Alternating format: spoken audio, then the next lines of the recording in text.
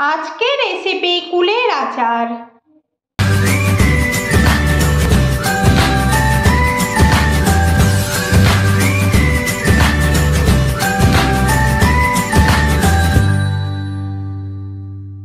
নমস্কার বন্ধুরা, অপরাজিতাস কিচেনে আপনাদের সবাইকে স্বাগত।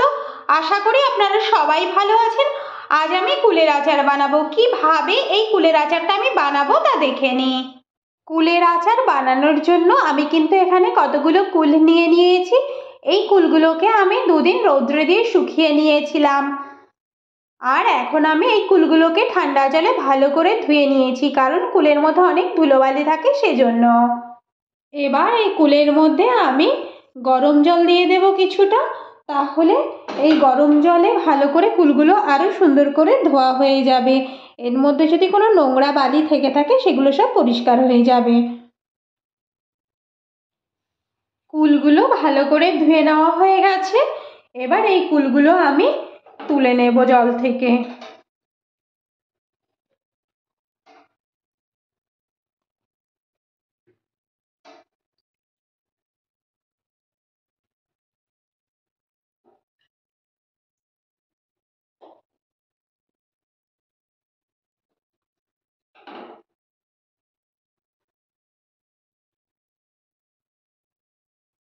কুলগুলো আমি জল থেকে তুলে নিয়েছি। এবার এই কুলগুলো আমি বেছে নেব।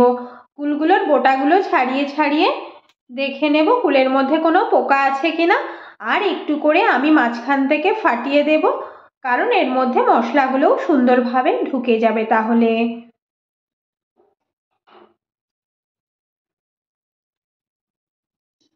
কুলগুলো আমি সব ফাটিয়ে ছাড়িয়ে দেখে নিয়েছি।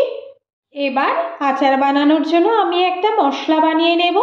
মশলার মধ্যে আমি প্রথমে 1 চামচ মৌরি আর একটা শুকনো লঙ্কাকে ভাজার জন্য দিয়ে দিলাম। আমি কিন্তু এতে কড়াইটা খুব গরম করে নিয়েছি। এবার এর মধ্যে 1 চামচ ধনে আর 1 চামচ জিরে দিয়ে দিলাম। মৌরিটা ভাজতে একটু সময় লাগে, সেজন্য মৌরিটা প্রথমেই দিয়ে দিয়েছিলাম। এবার এটা আমি সব একসাথে ভালো করে ভেজে নেব।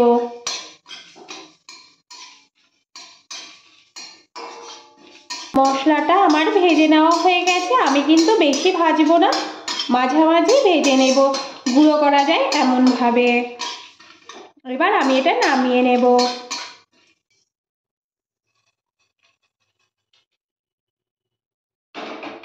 এবার পরিমাণ মতো সর্ষের তেল দিয়ে দেব।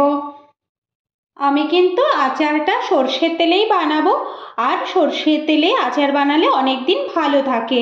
এবার আমি এখানে একটা তেজপাতা, একটা শুকনো লঙ্কার 1 চামচ 5 ফোড়ন দিয়ে দিলাম। এগুলো একটু ভাজা ভাজা হয়ে গেছে।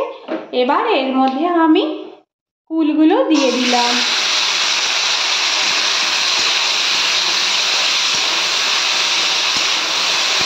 কুলগুলো আমি 2-3 মিনিট ভালোভাবে একটু নেড়ে নেব।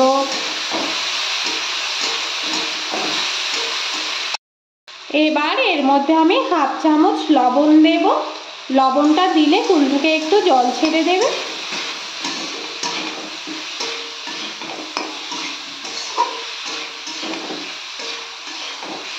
হাফ চামচ হলুদ দেব। হলুদটা আপনারা নাও দিতে পারেন, কিন্তু আমি কালারের জন্য একটু হলুদ দিলাম।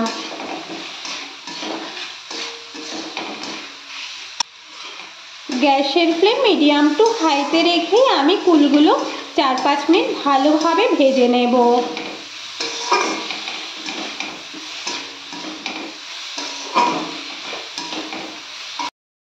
এবার আমি গ্যাসের ফ্লেমটা লো করে দিয়েছি। এবার এর মধ্যে আমি 250 গ্রাম আখের গুড় দিয়ে দিলাম।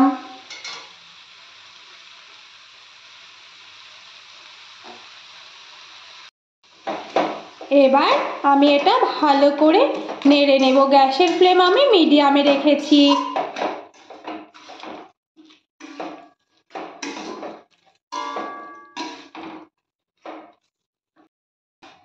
গুড়টা কিন্তু গলে গেছে। এবার আমি গ্যাসের ফ্লেম লোতে দিয়েই 5 মিনিট ফুটিয়ে নেব, আর ততক্ষণ আমি মশলাটা গুঁড়ো করে নেব। মশলাটা আমি এখানে গুঁড়ো করে নেব।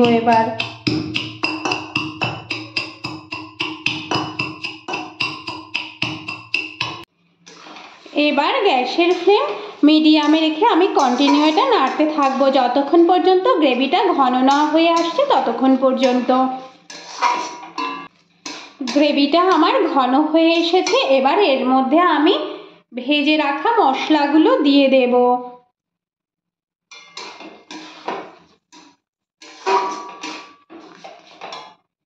হয়ে গেল আমার কুলের আচার। আমার এই রেসিপিটা যদি আপনাদের ভালো লেগে থাকে তাহলে অবশ্যই বাড়িতে একবার ট্রাই করবেন, আর কেমন হয়েছে সেটা অবশ্যই একবার বলবেন। আমার এই ভিডিওটা যদি আপনাদের ভালো লেগে থাকে তাহলে লাইক শেয়ার কমেন্ট অবশ্যই করবেন, আর পাশে থাকা ছোট বেল আইকনটা প্রেস করবেন। আমি নতুন কোনো ভিডিও আপলোড করলে আপনাদের কাছে খুব সহজে একটা ছোট্ট নোটিফিকেশান পৌঁছে যায়। আমার এই কুলের আচারটা কিন্তু হয়ে গেছে। এবার আমি এটা একটা পাত্রে নামিয়ে ঠান্ডা করে নেব, তারপর আমি একটা কাচের বয়ামে তুলে ফেলবো।